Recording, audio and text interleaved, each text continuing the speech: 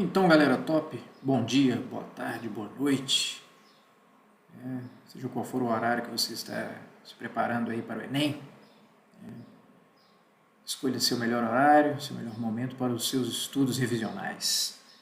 Então, olha só, dando continuidade às nossas revisões, às nossas importantes revisões, hoje nós discutiremos aqui, eu discutirei com você vai estudar aí, analisar, revisar o conceito de cultura, que é um dos conceitos mais cobrados no Enem. E aí uma dica boa para vocês é que é um conceito que a gente chama de muito transversal, porque ele não estará apenas lá numa questão de sociologia, não é necessariamente algo exclusivo da sociologia, porque cultura é uma característica humana. Seja qual for a área de aprendizagem, pode ser até nas ciências da natureza, uma questão pode envolver uma prática cultural para ilustrar um problema matemático, uma situação da física, uma questão cultural do dia a dia, pode abordar isso aí. Pode ser abordada dessa forma na prova, isso é muito comum acontecer. Então a cultura, aqui eu vou discutir com vocês o conceito dela, revisar o conceito de cultura e alguns aspectos dessa moderna visão de cultura, alertando que ela está presente em todas as áreas, tá bom? Então veja bem, aqui nesta primeira tela, nós temos a noção moderna inicial de cultura que envolve ali o contexto iluminista do século XVIII, quando vocês estudam justamente aquela questão da valorização da razão nas aulas de história, os filósofos iluministas em diversas áreas, cientistas e filósofos, a questão também da arte, a valorização do racional em detrimento daquilo que era do domínio do tradicional, da igreja, da aristocracia europeia. Então você tem aqui uma construção, uma revisão do conceito de cultura. No século XVIII você tem a visão iluminista. E essa visão iluminista, observem aqui que ela está muito idealizada. Ter cultura é ter saber racional. Ter cultura é ser alguém superior e civilizado. Então a ideia de que a cultura europeia, burguesa, técnica, esta cultura é mais avançada que outras. Então, quando vocês estão ali nas aulas de história, estudando ali os pensadores iluministas na área da política, o liberalismo político de John Locke, a divisão do Estado em poderes de Montesquieu, as propostas críticas anticlericais de Voltaire, quando vocês estudam Rousseau e a tese do contrato social, o poder emana do povo, isso é uma racionalidade no direito. A mesma coisa quando vocês estão estudando ali as inovações nas ciências da natureza, na física, na química, as análises matemáticas, os estudos da astronomia. Tudo isso é uma construção idealizada da Europa, reafirmando seu estágio eurocêntrico, sua condição eurocêntrica, e dizendo para o resto do mundo que ter cultura passa por isso. É claro que hoje estudos comprovam de que existiram renascimentos na África, na Ásia, existiram descobertas e inovações científicas na América, antes da chegada dos europeus, sempre existiram isso, mas a gente está analisando aqui uma construção científica e é fato de que essa visão cultural é muito eurocêntrica. Tá bom? Olha aqui, superioridade e civilização. Isso acabou no século XIX, desencadeando algumas ciências que hoje nós sabemos, algumas teses científicas que hoje nós sabemos que causaram um conjunto de julgamentos culturais. Essa visão eurocêntrica fortaleceu o darwinismo social. Depois, a questão das raças superiores e inferiores. Fortaleceu a tese do evolucionismo cultural, tendo a Europa como uma cultura evoluída. Isso significa não que outras culturas seriam atrasadas, mas poderiam abandonar o atraso desde que seguissem o modelo europeu. E o positivismo, a ideia de ordem, progresso, razão, a ideia de que a ciência tomaria o lugar da religião para resolver todos os males e problemas da humanidade. Todo esse conjunto aí de concepções tem uma visão fortemente eurocêntrica, uma visão iluminista que nasce no século XVIII. Beleza? Em contraposição, na Alemanha vai surgir uma outra visão, a visão do Kultur, no século XIX, que é uma visão muito ligada ali ao historicismo alemão. Observem, a palavra Kultur talvez seja uma das poucas palavras em alemão que lembre algo em português, né? Cultura é cultura, só que a visão dos intelectuais alemães, ela vai ter um objetivo de contrapor o positivismo. Eles querem bater de frente com aquela visão positiva, que é francesa e inglesa na sua essência. Né? O que essa visão alemã defende? Olha, Kultur é aquilo que os indivíduos carregam de autêntico, singular e puro, enquanto a visão francesa e inglesa é dominada pela tese positivista, com influência iluminista também, é uma visão que diz que ter cultura é ter conhecimento, é ter uma atitude racional, nobre, no sentido de que tem uma carga histórica por trás. Aqui não. O modo de pensar alemão sobre cultura indica que cultura é aquilo que é singular, puro e autêntico, aquilo que tem uma origem do povo. Lembrem que a Alemanha no século XIX passou por um processo de unificação, aí lembra das aulas de história geral. A Alemanha passa por um processo de unificação e sendo um Estado muito jovem, beleza, galera? Estou falando de Estado, aí não estou falando de nação. A nação, né, os povos germânicos, a cultura germânica é muito antiga. Mas ali na segunda metade do século XIX, a Alemanha se unifica, né, formando o país que nós conhecemos hoje, né? Os germânicos no sentido ali. Aí surge a Alemanha moderna. Então eles tinham que compreender o que é ser alemão, a identidade do povo alemão. Então essa corrente de pensamento que desenvolve o conceito de Kultur na Alemanha visa compreender a diversidade, enquanto na Inglaterra e na França era a universalidade. A Inglaterra e a França, na visão positiva, defendia a ideia de que cultura é aquilo que é universal, tendo a Europa como centro. A Europa deveria levar ao mundo a cultura. Já o alemão, como estava se compreendendo, né, os intelectuais alemães queriam compreender o que é ser alemão, eles resolveram investigar as particularidades do povo alemão, as mentalidades do interior da Alemanha, das regiões urbanas e industriais, as mentalidades do alemão católico e do alemão protestante, a forma de pensar, né, do povo alemão. Isso acabou gerando, então, duas formas de pensamento. Observem aí, culto, aspectos únicos e particulares, espírito de comunidade, povo.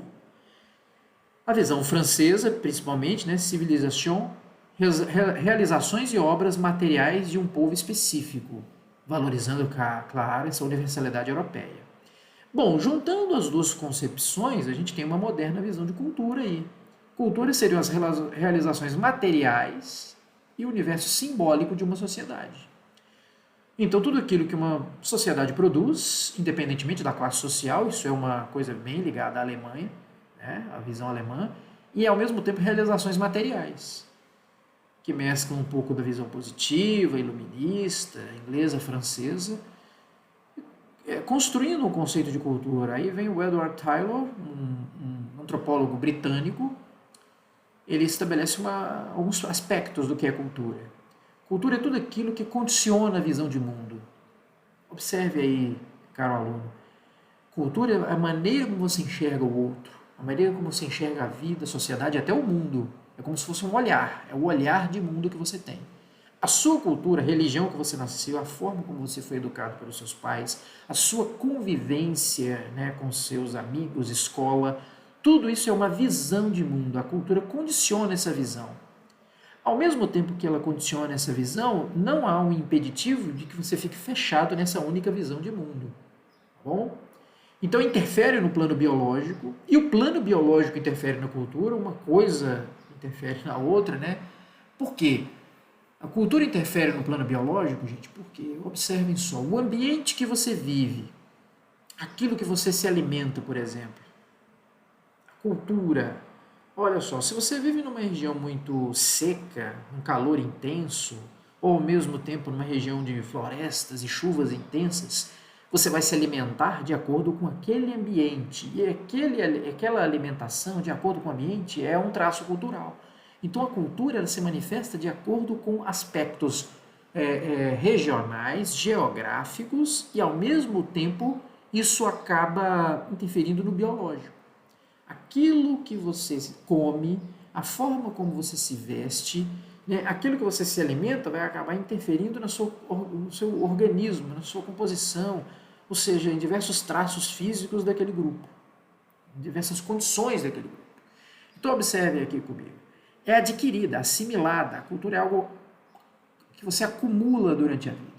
Tá vendo? Você tem uma visão de mundo, mas quanto mais você tem contatos, leituras, quanto mais você aprende e absorve, você amplia. Portanto, ela é simbólica.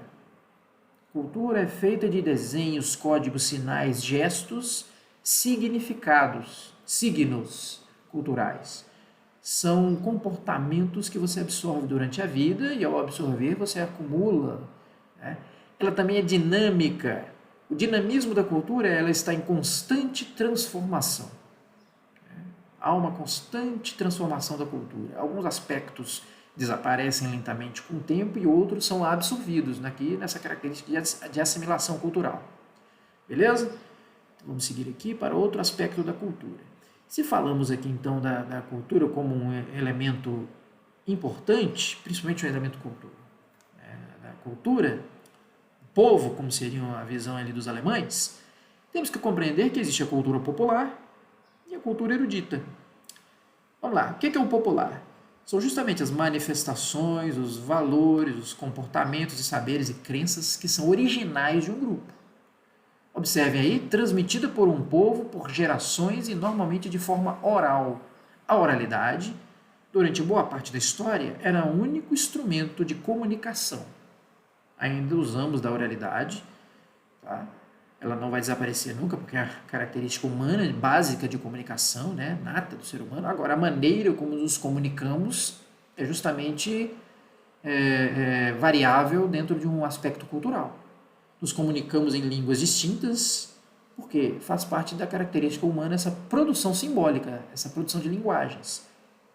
Como, por exemplo, gente, uma cultura popular, literatura de cordel, né, dos nordestinos, a culinária do povo baiano, e assim vai, tem diversos exemplos. Né? A cultura popular são danças, vestes, expressões do dia a dia, nós mineiros com o nosso uai, a nossa mania de dizer que alguma coisa é um trem, que é algo que muitas vezes é tão espontâneo que você considera absolutamente natural, mas não é da naturalidade.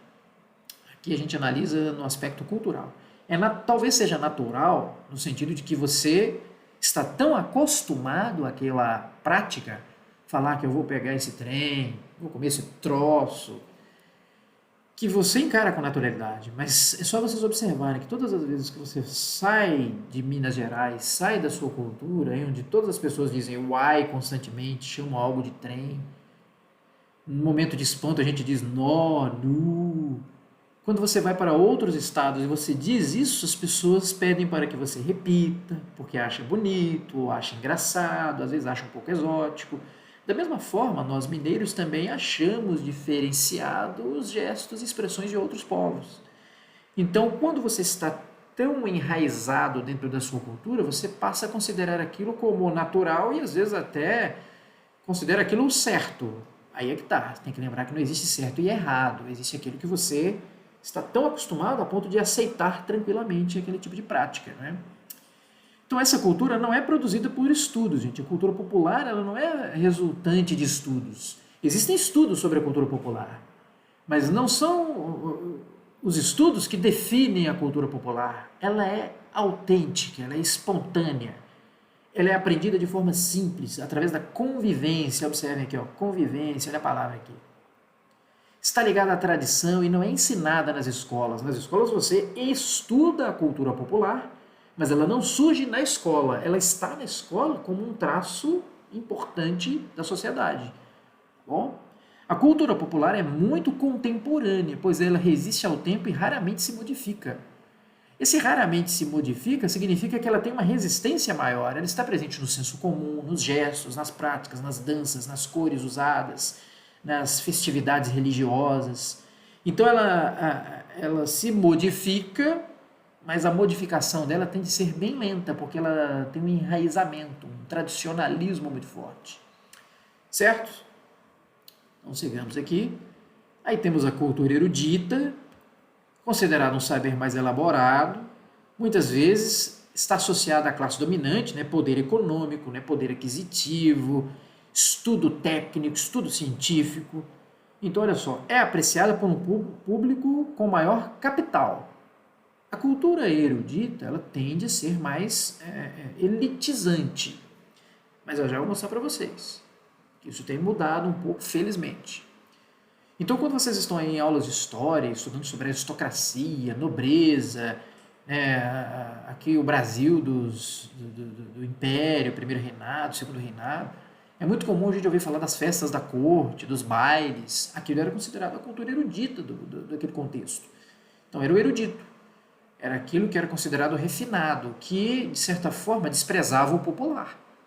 Por isso que a cultura popular ela resistiu, ela se manteve, mas ao mesmo tempo é uma cultura que teve que enfrentar o preconceito. Então observem só, museus e obras de arte, espetáculos de teatro com preços elevados. Aí é que está. Felizmente, isso tem sido revisado. Projetos que levam esse tipo de cultura até as massas. Por exemplo, orquestras que não ficam apenas nos grandes teatros, cobrando ingressos caros, através de parcerias privadas, né, de financiamentos, patrocínios. Muitas orquestras agora se apresentam em praças. E aí aquela pessoa que nunca teve a oportunidade de assistir uma apresentação fica encantada, porque trata-se de também algo belíssimo, de algo cultural. Então esse elitismo do passado, de dizer que as pessoas não tinham o hábito, não tinham o gosto, não teriam condições de compreender uma apresentação e de gostar de uma orquestra, de uma peça de teatro um pouco mais refinada, imaginem, uma apresentação lá de Shakespeare. As pessoas simplesmente não tinham acesso a isso porque eram julgadas como incapazes de compreender esse traço cultural. E, ao mesmo tempo, esse traço cultural erudito era considerado superior ao popular. Então, é muito comum orquestras, por exemplo, gente, se apresentarem em locais, né, ao povo, abertamente, e ainda, além de tocar a música clássica, erudita, eles também ensaiam, tocam, se preparam e tocam músicas populares. Música que as pessoas têm aí nos seus aplicativos, escutam no rádio, porque as pessoas ainda usam o rádio para ouvir música. Né? As músicas mais pop, as músicas mais de massa, estão aí presentes. Também nas manifestações. Então, o que seria a cultura de massa? Já aqui entrando para um novo conceito, que é a cultura voltada para o mercado. É a cultura mais massificada no sentido de que ela é produzida visando algo mercadológico, lucros, ganhos, tem toda uma homogeneização dessa produção, tem todo um preparo. Tá? Existe o uso da técnica e da arte, mas voltada para um mercado.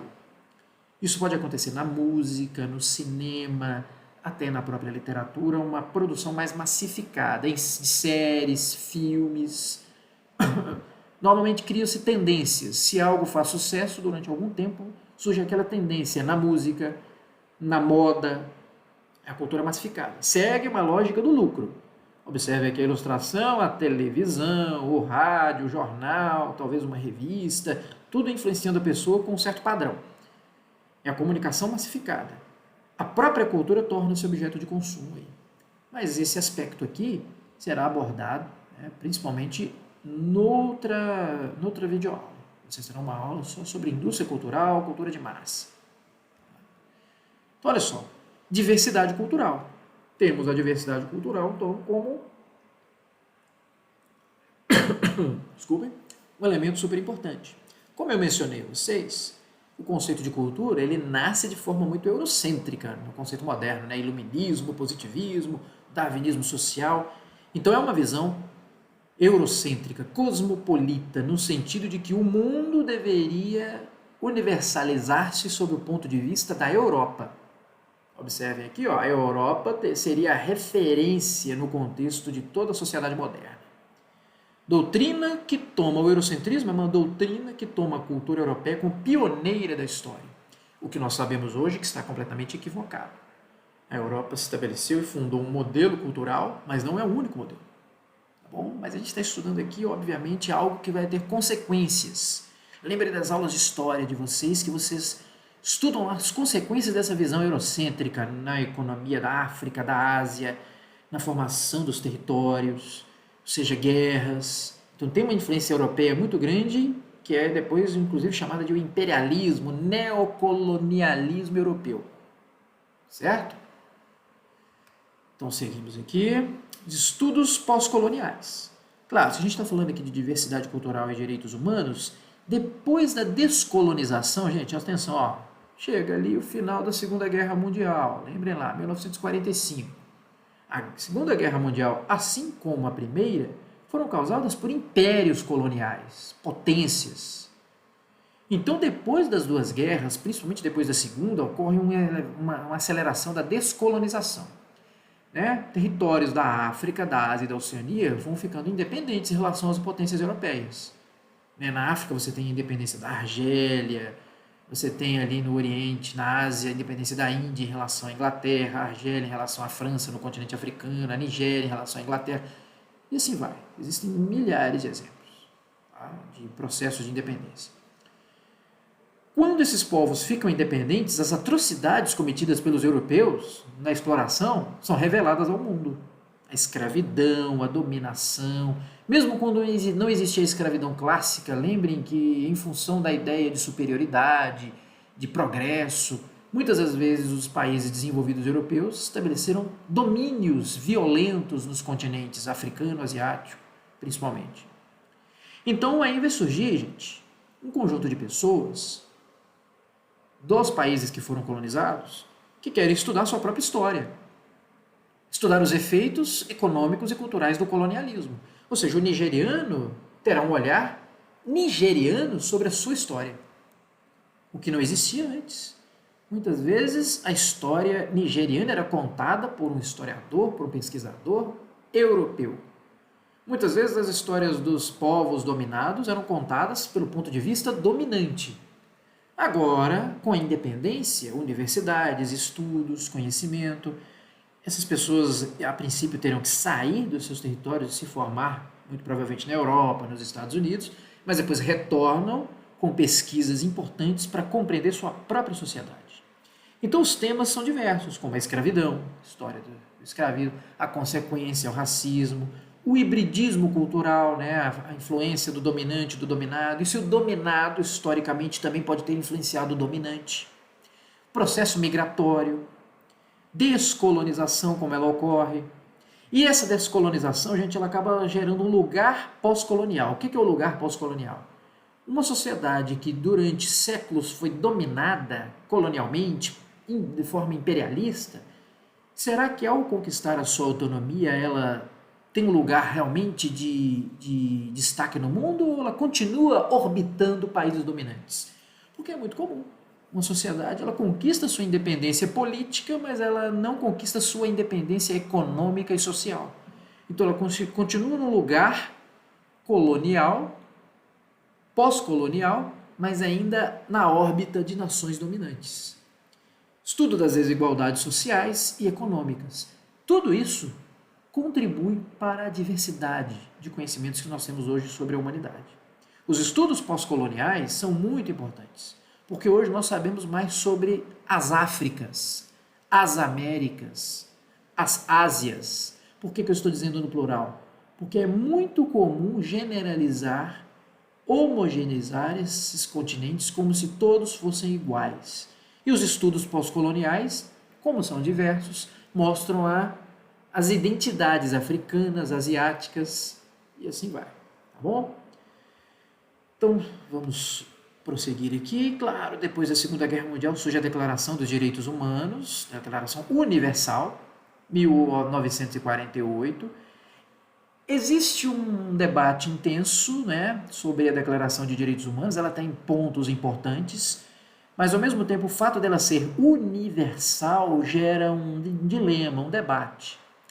Ela tem pontos importantes, gente. Aqui estão os 30 pontos principais da declaração. Claro, são padrões aplicáveis, não, é um padrão de direito humano aplicável a todos os povos e culturas, indistintamente, em decorrência tão somente da condição de pessoa humana. Ou seja, existem concepções que são básicas. Todos os seres humanos devem ter direito à dignidade, à vida, à liberdade e ao respeito. Né? Considerações de raça, cor, sexo, língua, religião, opinião, origem, todas as pessoas devem ser respeitadas porque existem condições básicas da condição humana. No entanto, a própria universalidade dos direitos humanos enfrenta uma crítica, porque ao falar de direito universal, existem pontos que não são de consenso. Existem valores e normas que abrangem todos os povos e culturas do mundo. Não existe um consenso geral. Então, não existe esse consenso em torno de alguns valores. Por exemplo, gente, propriedade privada, o capitalismo, o lucro, o individualismo e a competição. Para alguns povos, isso é absolutamente quase considerado natural. A minha liberdade é a liberdade de mercado e de competição, de individualismo e de propriedade. Então, sou livre e defendo essa liberdade para todos. É uma concepção também de democracia. Mas outros povos não entendem que a sociedade deve ser pautada no indivíduo e na propriedade privada.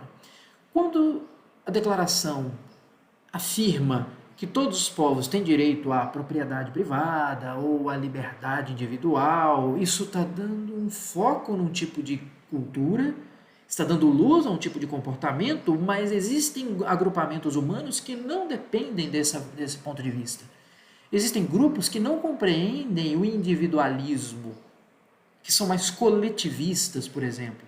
Existem povos que querem estabelecer a sua condição de resistência através de uma concepção comunitária e não individual. Então, nesse ponto, a Declaração de Direitos Humanos ela é universal e acaba gerando um certo rótulo, um certo preconceito, uma homogeneização de comportamentos. Então, ela também pode sofrer críticas nesse sentido. Temos aqui, então, o multiculturalismo. O que é a defesa multicultural?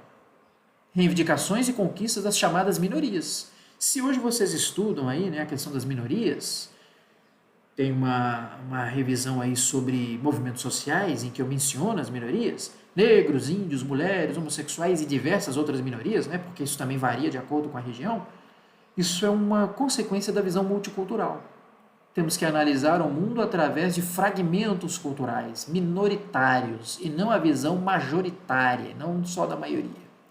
A doutrina multiculturalista dá ênfase às culturas minoritárias, como eu acabei de mencionar.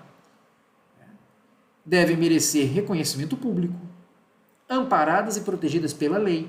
O multiculturalismo é uma forma de combate. O multiculturalismo opõe-se ao etnocentrismo. Enquanto o etnocentrismo ele é exclusivista, uma cultura é o centro, e aquela cultura deve servir como base universal para todas as culturas, o multiculturalismo não, defende uma compreensão diversa da sociedade. Então, a política multiculturalista visa resistir à homogeneidade, é combate ao homogêneo, é legitimar as diferenças. As pessoas são diferentes, mas mesmo sendo diferentes, todas as diferenças devem ter a mesma oportunidade. Não deve se pautar na exclusividade, na homogeneidade. Tá? Então, galera, espero ter ajudado vocês aí nessa viagem revisional sobre o conceito de cultura. É um assunto, como disse a vocês, que ele é muito transversal. O que quer dizer isso? Ele não está apenas na prova de humanos, ele não é uma questão exclusiva de sociologia, literatura, língua portuguesa, pode ter até as ciências da natureza, está lá. Exemplos culturais para ilustrar, claro, uma situação de uma questão diversa. E, claro, temas da redação. Muito forte a carga de argumentos que você pode ter usando esses conhecimentos, esses conceitos culturais. E é uma presença constante nas redações, porque as redações tratam de questões culturais. As redações tratam de práticas regionais, de tolerância, de intolerância. Então, quanto mais você absorve esses conceitos aí, etnocentrismo, multiculturalismo, universalismo, culto, noção europeia de cultura, noção moderna de cultura, quanto mais você absorve esses conhecimentos, é melhor para você. Tá bom? Para argumentar bem. Então, espero tê-los ajudado. Fiquem bem, bons estudos, boa prova e que a força esteja com vocês. Abraço a todos.